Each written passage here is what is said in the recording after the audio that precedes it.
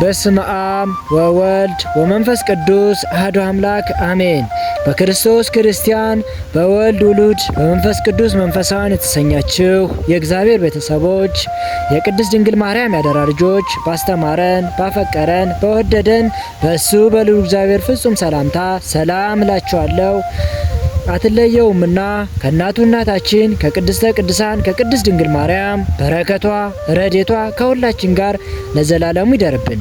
አንድ አምላክ በሚሆን በአብ በወልድ በመንፈስ ቅዱስ ስም ዝክረ ቅዱሳን አቡነ አረጋዊ በሀገራችን ስም አጠራራቸው ከከበረ አባቶች አንዱ ጻድቅ ናቸው። ጻድቁ የተወለዱበትም በ4ኛው መቶ ክፍለ ዘመን አጋማሽ አካባቢ ሲሆን ወላጆቻቸውም ንጉሥ ይስሐቅና ቅድስት ዕድናን ይባላሉ። የተወለዱበትም አካባቢ ሮም ነው። ስማቸውም ብዙ አይነት ነው። ወላጆቻቸውም ዘሚካኤል ሲሏቸው በበረሃ ገብረ አምላክ ተብለዋል። በኢትዮጵያ ደግሞ አረጋዊ ይባላሉ። አቡነ አረጋዊ ምንም የንጉሥ ልጅ ቢሆኑም በልጅነታቸው መጻሕፍትን ተምረው ነበርና ጠፍተው ገዳም ገቡ። በዚያም በገዳመ ዳውናስ ግብፅ አካባቢ የታላቁ ቅዱስ ባቁሚስ ደቀ መዛሙር ሆነው ከነ አባ ቴዎድሮስ ጋር ሥርዓተ መነኮሳትን ተምረዋል። ከመነኮሱት ከዓመታት በኋላም ወደ ሀገራቸው ሮም ተመልሰው በማስተማር 7 ያህል የቤተ መንግሥት ሰዎችን ወደ ምናኔ ማርከዋል። የት ልሂድ ብለው ሲያስቡም ቅዱስ መልአክ በክንፍ ጭኖ ወስዶ ኢትዮጵያን አሳያቸው። ተመልሰውም ለ8 ባልንጀሮቻቸው ሀገርስ ባሳየኋችሁ ሐዋርያው ሲያስተምርባት በሕጉስ በሥርዓት ጸንታ የምትኖር ብለው ከ8ቱ ጋር በቃል ኪዳን ጉባኤ በኋላ ወደ ኢትዮጵያ መጡ። ከ9ኙ ቅዱሳን ወደ ኢትዮጵያ ከሮምና ከመካከለኛው ምስራቅ ከፈለሱት አንዱ አቡነ አረጋዊ ናቸው። በዚህም ጊዜ እናታቸው ቅድስት ዕድናን ደቀ መዝሙራቸው አባ ማትያስ አብረው ነበሩ።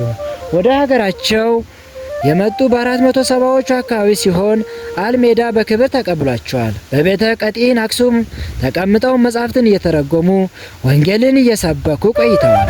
አቡነ አረጋዊ ለብዙ ጊዜ በአተ ፍለጋ ደክመዋል። በመጨረሻም ደብረ ዳሞ ማርኳቸዋል። የሚታወቁበት ታምራቸው እያስተማሩና እየፈወሱ ደብረ ዳሞ ሲደርሱ ወደ ሰማይ ቀጥ ያለች ተራራ ሰው በምንም መንገድ ሊደርስባት ወይም ሊወጣባት የማይችለውን ቦታ እሳቸው ተመኟት። ከዚያም አሁን ይህን ተራራ በምን ልወጣው እችላለሁ እያሉ ሲወጡ ሲወርዱ በንግግሩ ሐሰት የሌለበት አምላካችን በነቢዩ ዳዊት ላይ አድሮ በመዝሙሩ በመንገድ ላይ ይጠብቁ ዘንድ መላእክቱን ስለ አንተ ያዛቸዋልና እግርህም በድንጋይ እንዳትሰናከል በእጆቻችሁ ያነሱሃል። በተኩላና በእባብ ላይ ትጫናለህ፣ አንበሳውን ዘንዶውን ትረግጣለህ። እንዲያውም የታዘዘ ዘንዶ መጥቶ 60 ክንድ በሚያህል ጅራቱ ጠምጥሞ ቅዱስ ሚካኤል ሰይፍ እሳት ይዞ ይጠብቃቸው ከተራራም አናት አደረሷቸዋል። ወዲያውኑ ሃሌሉያ ለአብ፣ ሃሌሉያ ለወልድ፣ ሃሌሉያ ለመንፈስ ቅዱስ ብለው አመስግነዋል። ቦታውም ደብረ ሃሌሉያ ተብሏል። ከዚያን ዕለት ግማሽ ህብስት በልተው ጠገቡ። ከዚህም በኋላ ግን ምድራዊ ህብስት አልተመገቡም። በሰንበት ክርስቲያን በቅዳሴ በኋላ ህብስት ሰማያዊ ያመጡላችሁ ይመገቡ ነበር። ኋላ ግን ዜና ጻድቃቸውን ሰምተው ከ6000 ያላነሱ ደቀ መዛሙርት ተሰባስበውላቸዋል። በአጭሩ ከተጋድሏቸውም ምናኔ ወይም የምንኩስና ኑሮ ስነ ስርዓት በማስፋፋታቸውና በማስተማራቸው አቡ ሆሙ ለመነኮሳት ዘኢትዮጵያ የኢትዮጵያ መነኮሳት አባት ይባላሉ። ወንጌልን በማስተማር መጻሕፍትን ወደ ግዕዝ በመተርጎም ትልቅ አስተዋጽኦም አድርገዋል። ማለትም በግዕዝ አጥንተው ጠንቅቀው ያውቃሉ። ከሚወዱት ወንድማቸው ጋር ለብዙ ዓመታት በመለያየታቸውም የተጻጻፉት ደብዳቤን ተሰብስቦ መንፈሳዊ ትምህርትን ዕውቅናን ያዘለና ነፍስ ፈዋሽ ገድላቸውም ሆኗል። አጼ ገብረ መስቀልና ቅዱስ ያሬድም ወዳጆቻቸውም ነበሩ። በደብረ ዳሞ ተራራ ግርጌ የኪዳነ ምሕረትን ቤተክርስቲያን ለሴቶች ገዳም አድርገው ሰጥተዋል። ቀዳሚም መነኩሴም የሆኑት እናታችን ቅድስት ዕድናን ናቸው። በመጨረሻ ሕይወታቸው 99 ዓመት ሲሞላቸው ጌታ በመንፈቀ ሌሊት ተገልጾ ምድራዊ መንግሥትን ትተህ ስላገለገልከኝ ህልፈተ ሽረት የሌለባት ሰማያዊ መንግስቴን አወርስሃለሁ፣ ቃል ኪዳን እሰጥሃለሁ። በስምህም የተማጸነውን እስከ 15 ትውልድ ድረስ እምርልሃለሁ። አንተም ከሞት ገጽ ትሰወራለህ ብሎ ተስፋቸውን ነገራቸው።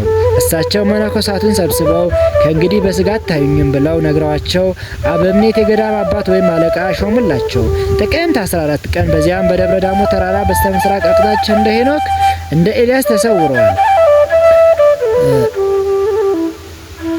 ላስተማረን ለመከረን ለገጸጸን ለእሱ ለእግዚአብሔር ፍጹም ምስጋና ይገባዋል። ወስብሐት ለእግዚአብሔር።